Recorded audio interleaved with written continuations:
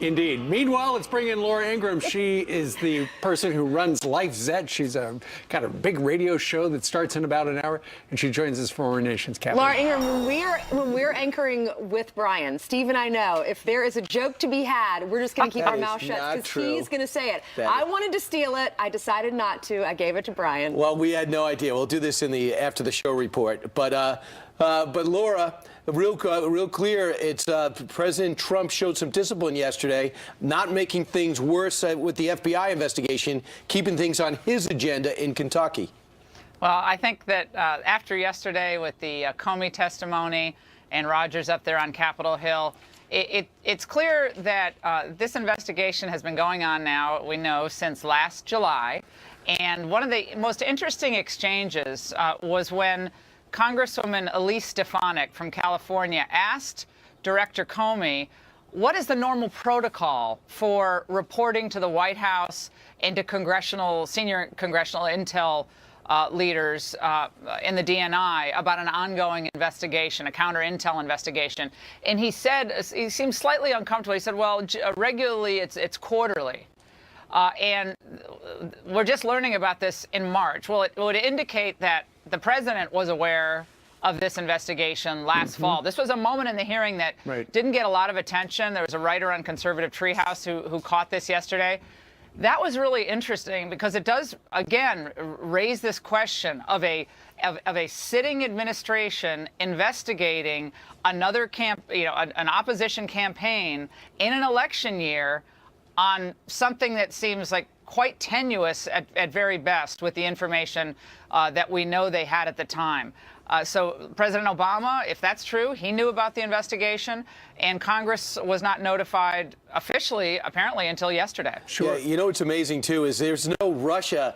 They act like President Obama was all over Russia for 8 years, and Donald Trump wants to have good relations. For 8 years, there was no problem. Remember? Mitt Romney, the 1980s, called they want their foreign policy back. And if they knew about the investigation in July and the problems they were having in their campaign and what they did with John Podesta's email in July, we didn't get sanctions until January. Well, it smacks of political acting, not pragmatic leadership on the part of the Obama administration. And I know everybody's all hot today on well, Comey seemed very forthright, and Rogers seemed like they were presenting a very logical case to the public. But I think there were a lot of follow-up questions that weren't asked yesterday. This is why I always like when outside counsel comes in and questions some of these key people like a Comey or a Rogers. I would have liked to have had one of the folks and one of the people on the committee say, well, how do we know it wasn't one of you who unmasked the identity of one of these targets? I mean, can you say today that you weren't, you or anyone on your staff wasn't the individual who unmasked this information? Now, that's an explosive question, but don't you think we should have had that question asked? Or are they sacrosanct individuals who can never be asked any questions about possible politicization of an ongoing investigation? I would have asked that if I were on the committee. Yeah, it's something everyone is wondering. That would be an excellent question. Folks are writing in on, we're checking our email constantly throughout the show, Laura. A lot of people are upset with James Comey because he didn't answer many of the questions, and people are accusing him of being political. Listen to how he didn't answer most of the questions yesterday. Yeah, I can't answer that. Same answer. Same answer. I'm not going to comment on that. Same answer. I don't know what to make of that. Not going to comment on that. Same answer. Same answer. Same answer, Mr. Swalwell. I'm trying to be helpful, but I'm not going to answer. I understand. Not going to comment on that. Same answer. Same answer. Same answer as before. I'm not going to answer. I'm not going to answer that. Please don't overinterpret what I've said. I'm not going to answer, Mr. Swalwell. Same answer. I don't want to say. All right, what's your reaction to that, Laura? Well, and look, if he's responding to questions that are purely political questions or policy questions that are not related to the FBI, then I don't really have a problem with that. But again, going back to the question of when the president was notified of this investigation, and I mean, what was he notified about? Was he notified about the specific Americans who were surveilled, Mike Rogers and Roger Stone, or Carter Page? Was he aware of this? And was there any back and forth between the FBI director and the West Wing of the White House? Those are pretty important questions. At the same time, I do think it's probably pretty wise at this point for President Trump not to tweet issues or points that are tangential or that are not factually confirmed. I think 3 weeks ago when he, or 2 weeks ago when he tweeted that comment out about Obama wiretapping, that was a mistake. He shouldn't have done that. And I think he should stay focused on the things he promised the country that he'd do, which he did last night. It was Obamacare repeal, the wall, rebuilding our economy, all those core issues that drove the electorate. This investigation is going to run its course, right. But they're going to try to use this to now get him off track every chance they can. They want to use it to get him off track and to try to hurt his credibility. That's their goal. They want him out. I mean, they Sure. want Senator President Feinstein Trump. said it. Senator Feinstein said it over the weekend. Yeah. They want him to resign or they want him to be impeached. That is what the Democrats are after. Let's just let's be really blunt on what's going on here. This is not like playing footsie with, well, we'll give him a bad news cycle. They want him out. When you on the left-wing blogs or even some of the other cable competitors this morning, which I checked into, they want him out. So is he going to help them, or is he going to get back to the focus of what Kellyanne was talking about, rebuilding this country right. and paring back the behemoth of the federal government, get it out of people's lives when it shouldn't be in people's lives, and rebuild the trust that people need to have in this government? That's what he needs to focus on. I think he's very capable of doing that.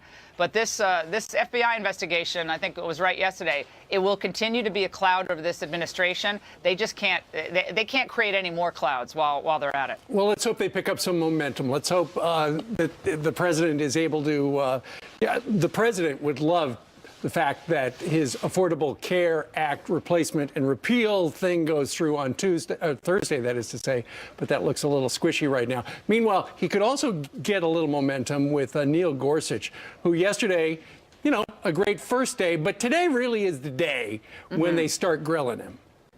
Yeah, today's going to be some fireworks, no doubt. I mean, Gorsuch came across as I was reading somewhere, aggressively earnest. Like he got up and he hugged his wife, he talked about his family, got a little choked up.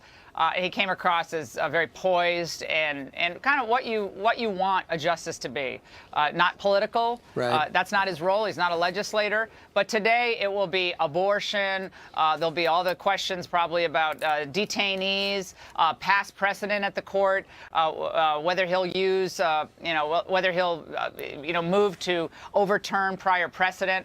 And the Democrats will, just because he seems like a nice guy doesn't mean that the Democrats won't turn up the heat on him today. Senator Dianne Feinstein tried to land a blow. Tell me if she did. Okay. I am concerned when I hear that Judge Gorsuch is an originalist who sits on the Supreme Court should not simply evaluate legalistic theories. They must understand the court's decision have real-world consequences. Okay, she's an originalist. Yeah, she wants judges to act as legislators, but they have to be liberal legislators.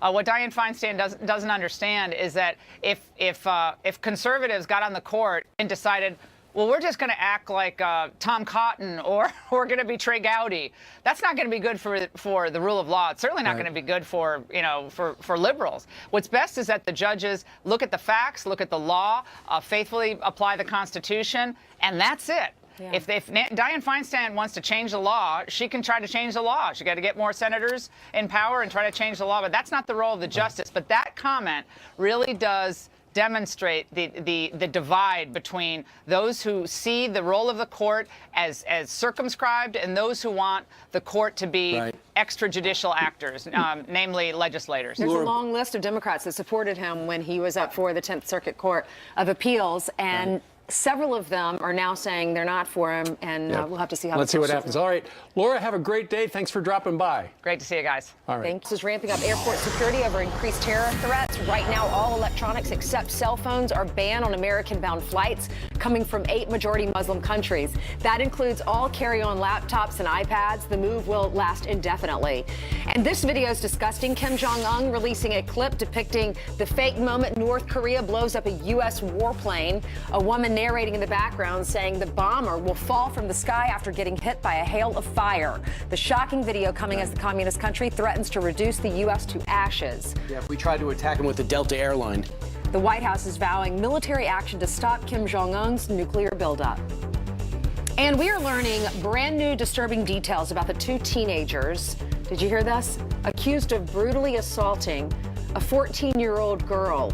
Both here attacked illegally the victim in the bathroom at a high school in Maryland. Police arresting Henry Sanchez from Guatemala and a 17-year-old from El Salvador. Even more shocking, Sanchez had a pending deportation order from ICE months ago, and what they did to that girl is horrific. So 2 illegal aliens raped a 14-year-old girl. So we're paying for them to go to school, and that's what they're doing to an American citizen. In high school.